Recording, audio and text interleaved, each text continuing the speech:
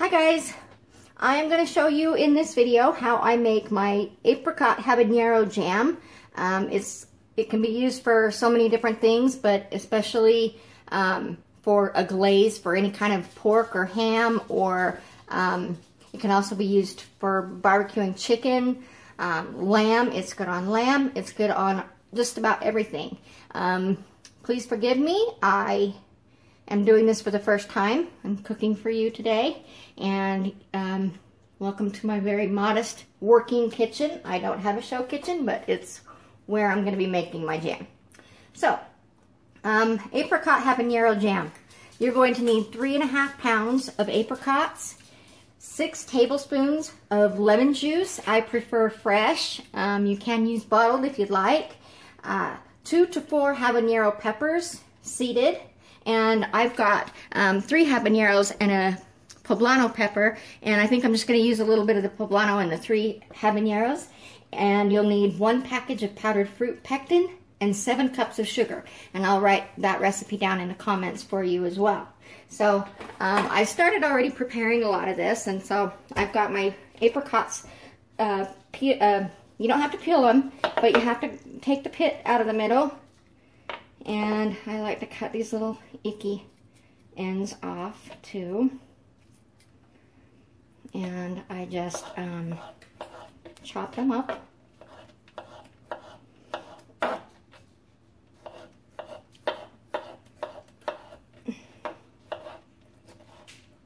Doesn't have to be perfect, doesn't have to be pretty, because it's all going in the pan together. And the peppers, you'll probably want to use gloves for that, or else it's going to burn your skin. So I do have a pair of gloves here. Sorry, I wasn't more prepared. Again, this is my first video on cooking anything, and I love to make a bunch of jam. My kitchen's already a mess today because I've already made a batch of raspberry jam. So I just thought I'd keep going and see if maybe people might be interested in the apricot habanero. So I'm just going to cut this in half, and I'm going to take the seeds out and the membrane out of the middle there. Everything's already been washed. And I'm just going to, these I'm going to actually put in my magic bullet with a little bit of the apricots, just to get them really nice and ground up good.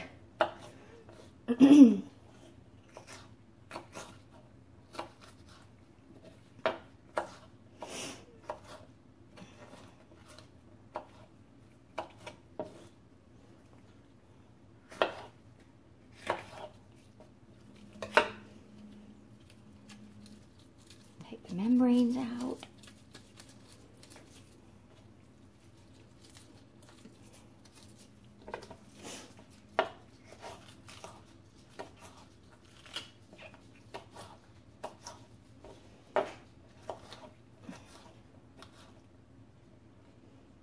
Harder to do this with gloves on, but I know that this will burn my skin if I don't use them. So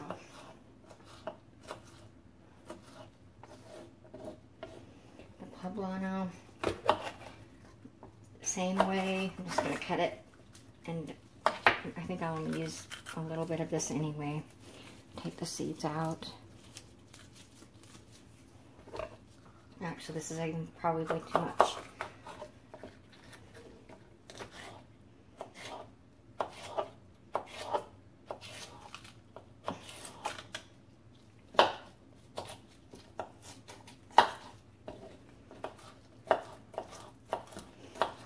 Should probably have the proper knives and all of that professional stuff that you always see, but I don't. This is just what I'm using for today, and I just wanted to quickly do this little video for everybody. Okay, I think that's probably plenty of peppers. So I'm going to actually use my magic bullet for this, so I'm going to put it all in here.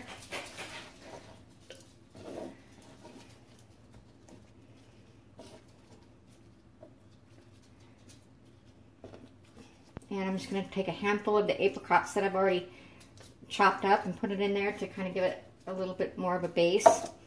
Take these on.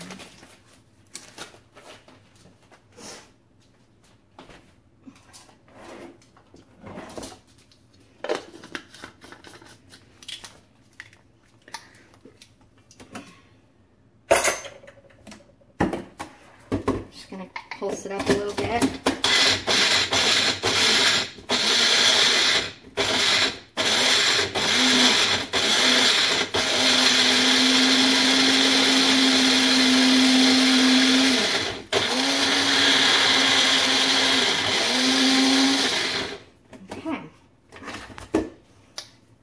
And then I'll just add that into the pan.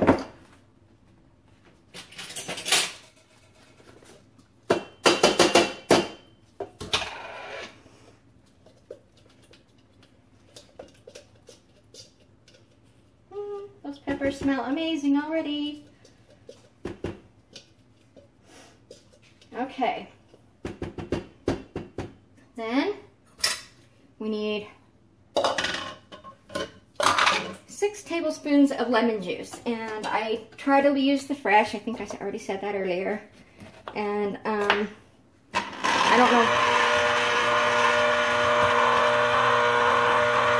don't know if I have enough.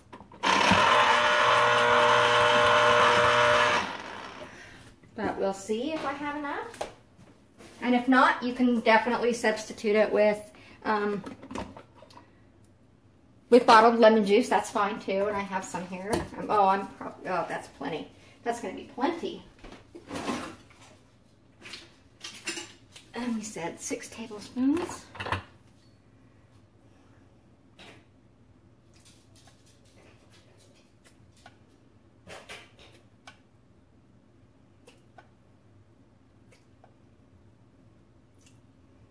Yep, that was enough of that. Okay, and then I'm going to also put in maybe 2 teaspoons, I guess, of ginger. I just like the flavor of it in apricot, in anything I do with apricots. And so I'm going to use 2 teaspoons of ginger too. And that's all I'm going to put in this. Isn't that wonderful? Okay, so then we're going to take it over to the stove.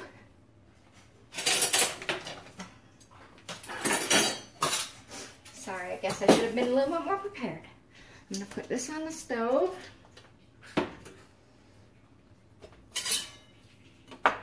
And I'll take my guests and move them around to my stove.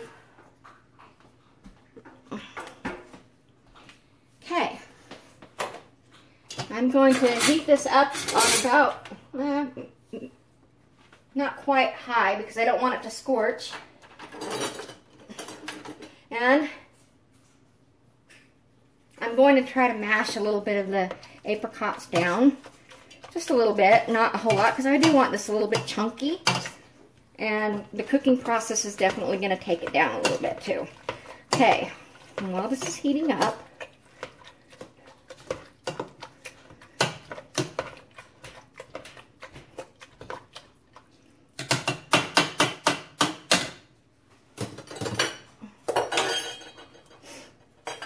I'm going to add in 1 box of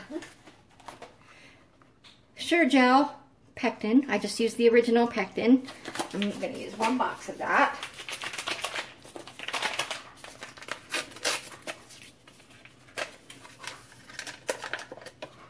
And I'm also going to use about a teaspoon of butter. This is not for the recipe. It is actually used to help keep the foam down in the final process. And that's just about a teaspoon of butter. It's not going to make any difference in how the butter actually, or how the recipe turns out in the end. We'll just make it easier for canning. So, then we're just going to start stirring it around and letting the heat come up to it. And like I said, I don't like to do this on high because I don't want anything to scorch. Those peppers probably could have been cut up a little bit more in there, but I'm sure the flavor will still be in there all the way around.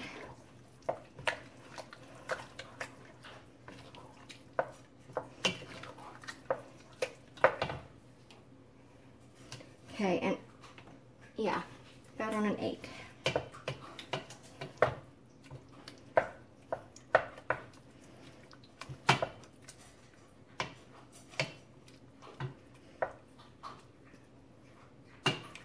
I'm just going to let this heat up and we'll be right back as it starts to come to a boil. Okay, it is getting a little bit hotter. Excuse me.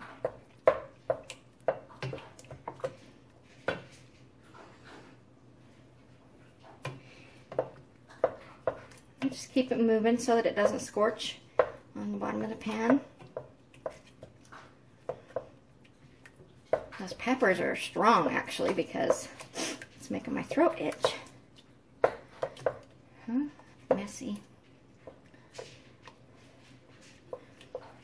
Now I haven't added anything else to this. It's just the apricots, the peppers, the lemon juice, and ginger, and the pectin so far.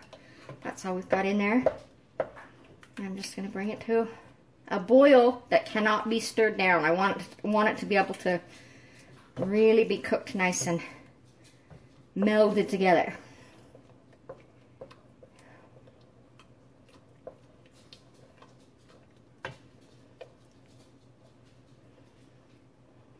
It looks a little gloopy now, but it's going to be beautiful. The smell is amazing. The apricots.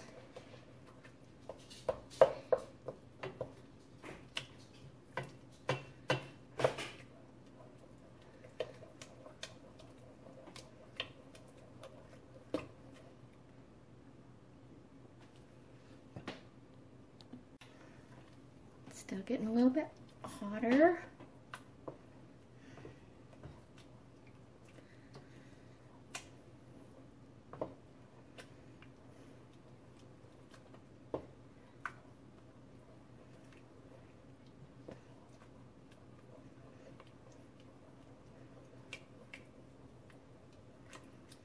If you see any big chunks in there that you don't like, that look a little bit too big, you can always just mush them down a little, get a little bit more.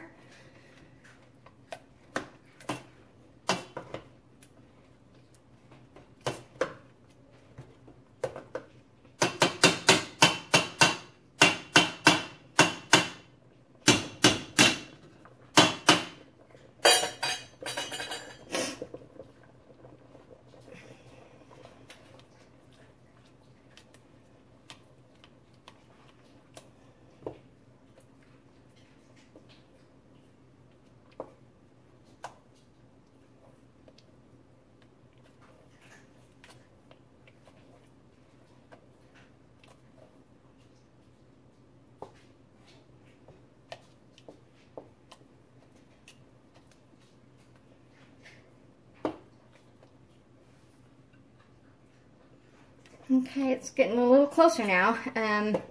Once we've got it boiling to a point where it cannot be stirred down, then we're going to add in exactly 7 cups of sugar. And yes, that is a lot of sugar. This recipe is definitely not for diabetics or for keto dieters. No. It's all about the flavor of the apricots and the habaneros, but this has got to be gelled in some sort of way, and the sugar will help us do that. And it gives it a sweet taste too. So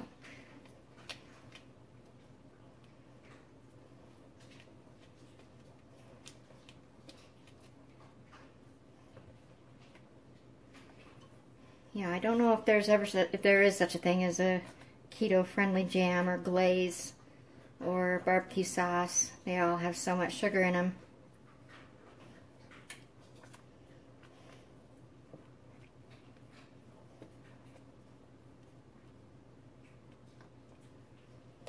It's getting there.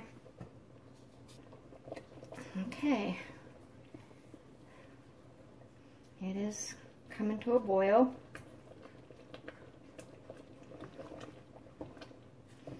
Like I said, you want to keep it moving because it will scorch on the bottom of the pan. And we're not looking to add a burnt flavor to this, so you really do have to keep it moving in the pan.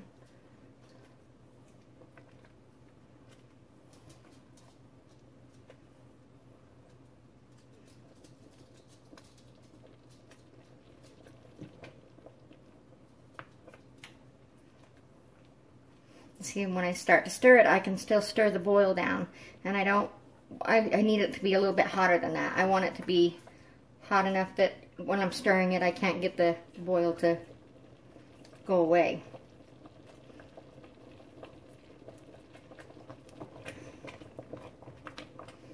It's getting there.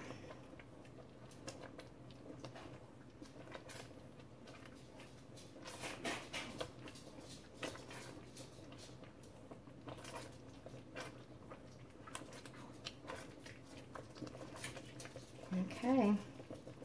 Yep, we're at a point where I cannot stir it enough to keep the boil down.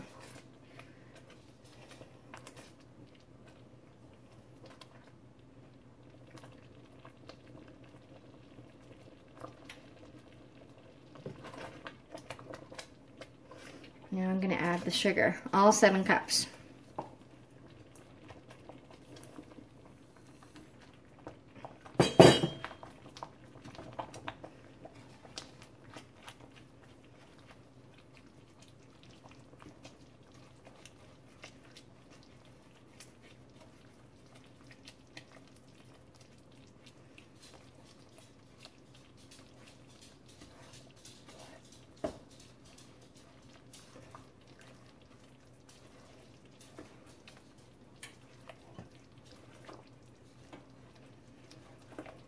Now you are going to bring it back up to boil. And when it gets back up to boil, you're going to boil it for 1.5 to 2 minutes. 2 minutes should be plenty. And I might actually still take some of these bigger chunks of the Pablano peppers out, because I don't know if anybody's really going to want to bite into a piece like that.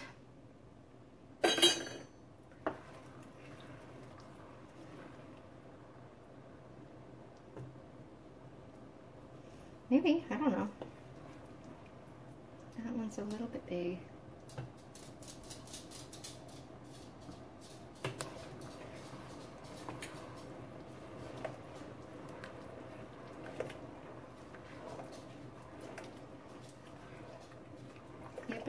You won't start the timer until it's back up to a boil.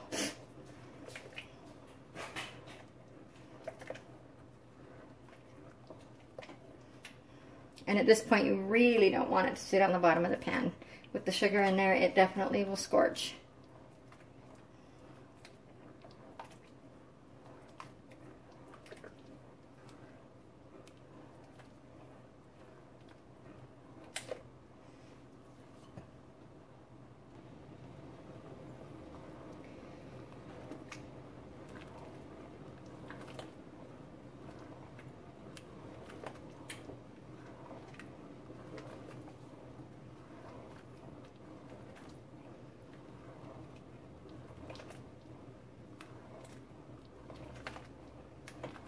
Very slow process making jams and jellies.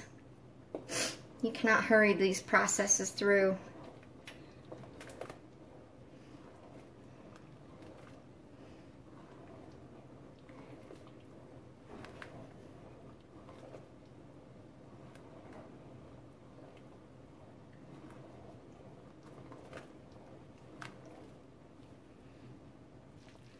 Okay, it is boiling. And now I'm going to set my timer for 2 minutes.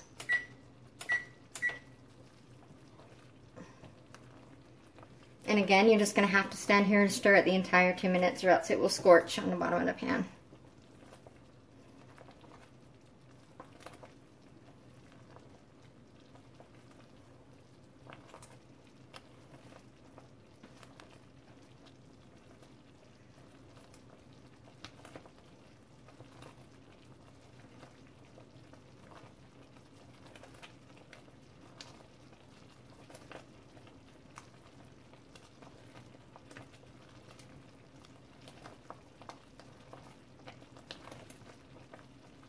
And at this point, you're going to want to have your bottles ready too.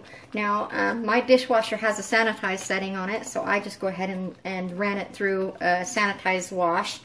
and leave them in there until I'm ready to put this in the hot jars. I don't boil my jars. You would need to do that, however, if you don't have a sanitized setting on your dishwasher. You want everything to be so clean and sterilized.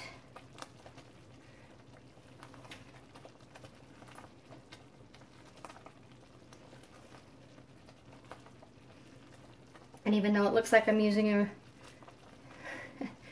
a very old wooden spoon, it is just that. It was my grandmother's, and I have an idea in my head that it just gives me good luck when I'm making jams and jellies the way she taught me how.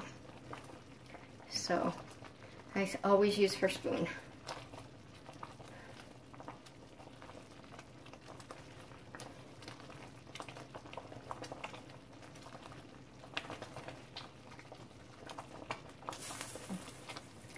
It will get messy. You just want to keep it stirred. Okay. We can remove it from the heat.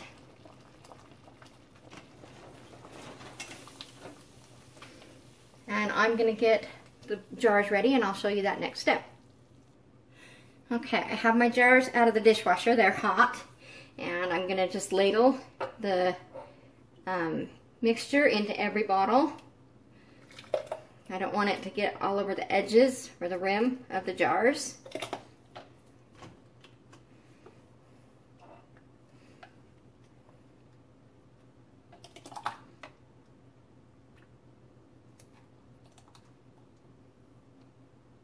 And you're still going to have to go and clean off the edges of the jars anyway when we're done filling them, as much as we can. About 1/4 of an inch from the top. You don't want any more headspace than that. You want a 1/4 of an inch. This is very messy. And maybe there's better ways to do this, but this is just how I've always done it.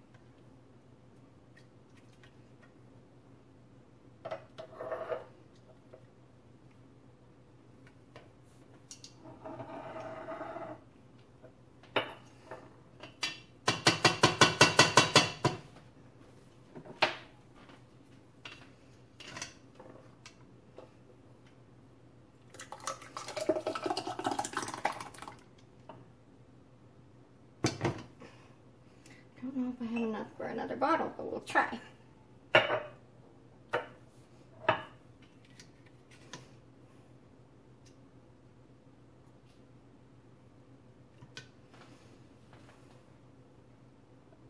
Just topping these off that might not be quite 1/4 of an inch. And we'll try this last jar. Yep. There will be just enough.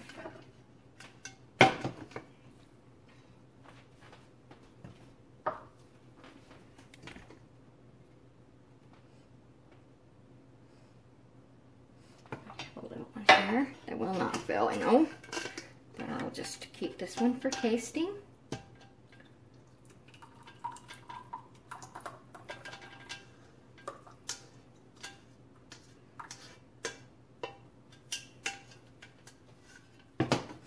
Okay, now we have 7 jars. I'm not going to cap this one. This one's just to be a taster for us. I have 7 jars, and so now I want to get my lids ready. And what I do is I out the 7 lids that I need.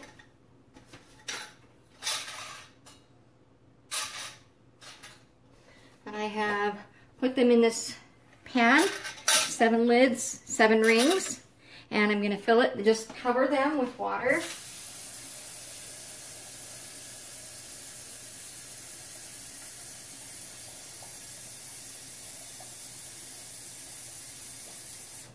Need to just be covered, and I'm going to put it on my turbo boiler here just to bring them to a simmer. You don't want to boil your lids. They used to say that, but the way they're made now, they don't recommend that you boil them. But I still like everything to be hot when I put it all together. So I just bring them to just a simmer, and then we will go on to cleaning the rims of these jars.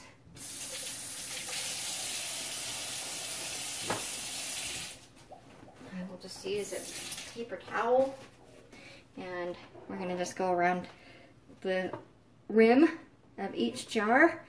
You want the rims to be completely clean of any kind of debris or stickiness. You just want those, because we're going to put the lids right on the top, and we don't want anything to interfere with the seal. So you're going to clean every rim off, and the jars are extremely hot. So be careful.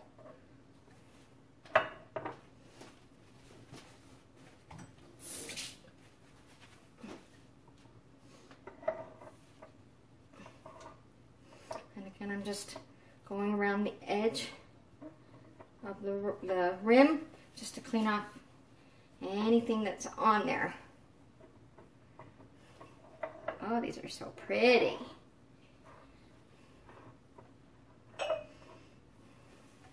And then we're going to get the water bath ready. That's where they'll go next.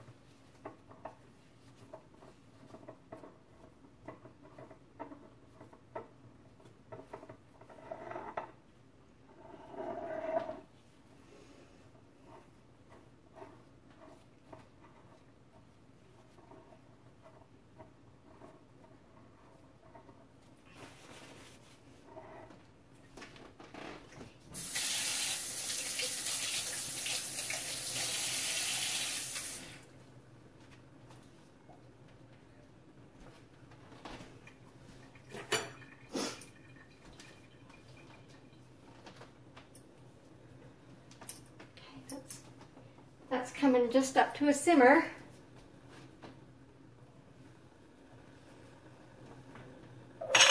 And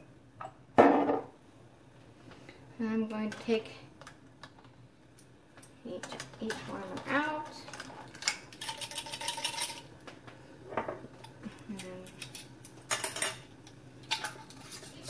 You only want them finger tight on the jar. That's all.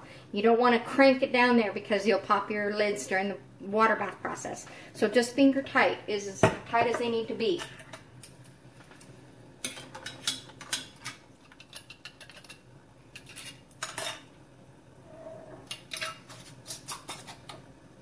And you might need a towel to hold on to the jar because they are really hot.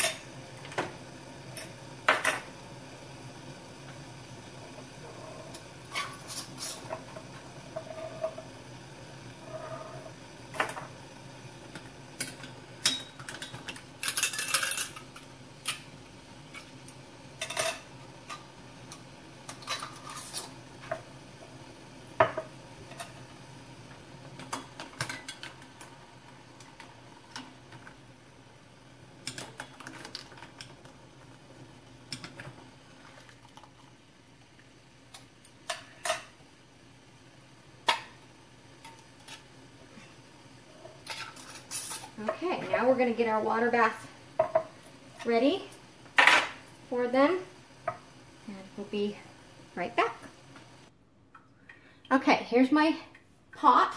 This isn't what most water bath counters look like, but I like mine on my glass top to have a flat bottom, and those counters that are big, the big black ones or the big blue ones that are the granite ware, they have a rigid bottom, and so they don't stay in contact with the glass stove as well. So I like this pot better. It doesn't hold as much as the other canning pots do, but I'm okay with that. I can do a few more batches. So I have the water on simmer. It's going to come to a boil, and in this water I have about half a cup of vinegar. If you have hard water like I do, your bottles won't get all of the mineral deposits on them from boiling them. So that's all the vinegar will help do, is keep the mineral deposits down. So I'll load these into my little holder here. I don't think I can get them all on there. Maybe I can. I can, yay. Okay, so when that comes to a boil, we'll set them in there. We want the water level to come up to 1 inch above the rims. You don't want it to come halfway. It needs to cover the rims completely. So we might actually have to add more water once we get it in there. But we bring it to a simmer or a boil. It can be at a simmer before when you put those in there. But we're not going to start the timer until it actually is boiling with the jars inside, because when we put the jars in there, it's going to take the temperature down a little bit. So we'll drop them in there as soon as that comes to a boil. Okay, we're still just waiting for this pot to come to a boil. That's an awful lot of water in there to have to bring to a boil. It's thinking on it. It's coming. And just so I'll show you my mess. There's a sink full of dishes, and yeah. So it's a messy job for sure, but it is so worth it. The bottle that I poured as a test here, it's already starting to set. It's beautiful. Oh, it's just gonna be yummy, and it's gonna be a really good consistency for a glaze or for a barbecue sauce. You can add like crushed cayenne pepper to it if you'd like, and maybe a can of tomato paste, and mix that all together and use it on anything that you're going to put on your grill. Oh, it's going to be so wonderful with the peppers in it, with the habaneros. And I mean, if you wanted to put it on a bagel with cream cheese, that would be wonderful too. It's really good stuff and so easy to make. And just to go through that again with what we've used: 3.5 pounds of apricots, 6 tablespoons of lemon juice, and again, I prefer fresh lemon juice, but you can use bottled lemon juice if you want. 2 to 4 habanero peppers. For this batch, I used 3 habanero peppers and about 1/4 of a Pablano pepper. You'll need one box of Sure-Jell fruit pectin, and exactly 7 cups of sugar.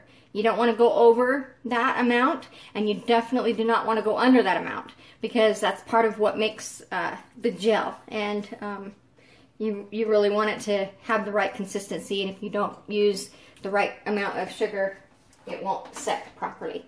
So 7 cups of sugar exactly. And then I also used, what did I use? 2 teaspoons of ginger. That always gives it a different kind of taste too.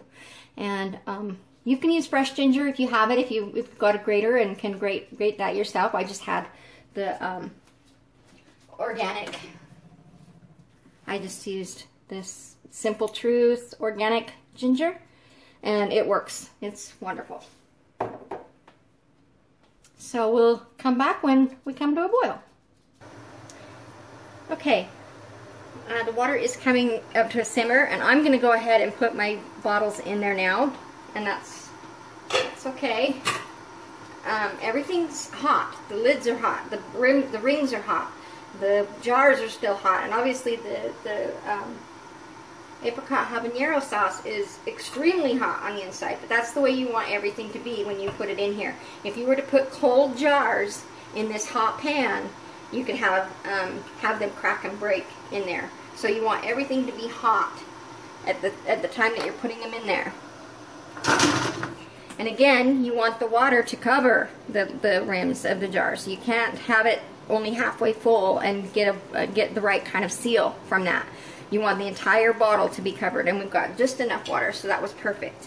So I'm going to wait until this comes to a boil, and when this comes to a boil, I will set the timer for, I do it for 12 minutes. I think most people do a jelly or a jam in 10, and I go 12, just because I always like to make that extra little to make it right and clean and sterile, and I know I'm going to get a good seal on all my jars. So we'll wait for that to come to a boil, and then we're going to set the timer for 12 minutes.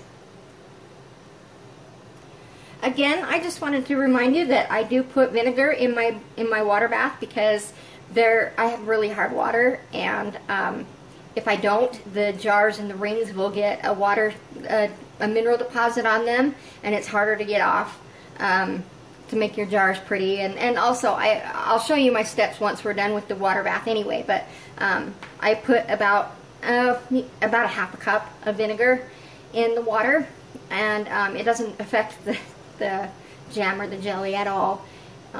It's just for the hard water deposits.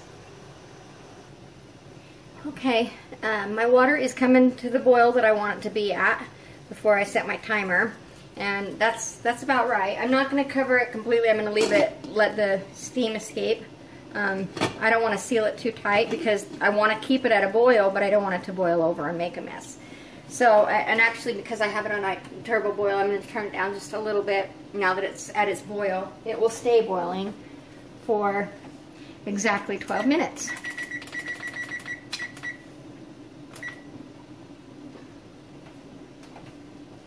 And we will come back when the timer goes off.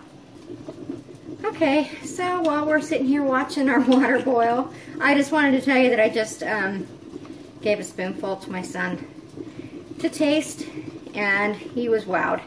It's amazing. It always turns out really good, and we just love it on all of anything that we barbecue or anything that I put in the oven, even just a beef roast of any kind, a sirloin roast. It would be wonderful even on top of that. It's just would work for just about anything. Another thing that you can do that I didn't and usually don't is when you're chopping the apricots, you could actually puree them if you wanted it to be more of a very barbecue sauce-like consistency.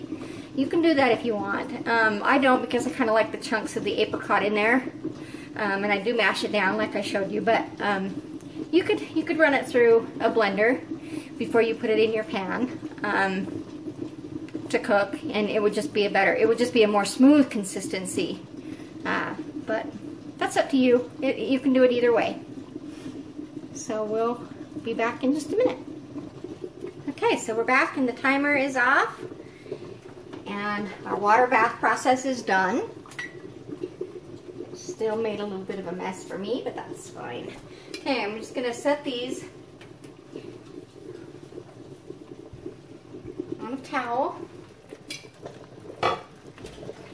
And you have to be so careful because you're going to get burned, no matter how careful you are, you're going to get burned. And so just try to be extremely careful about the way you take these out. I would take the whole rack out, but I would have to put my fingers in the water to do that. And I'm not that brave. So I'm just going to take every one of them out individually and set them here on this towel.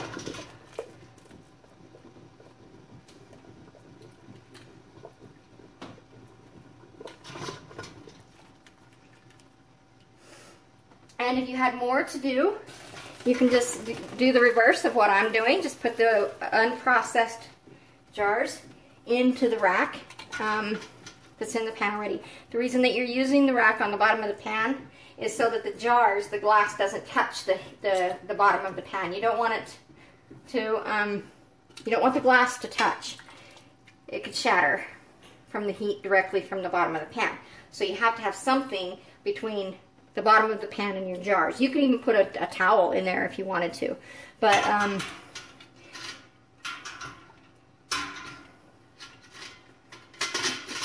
I can take the rack out.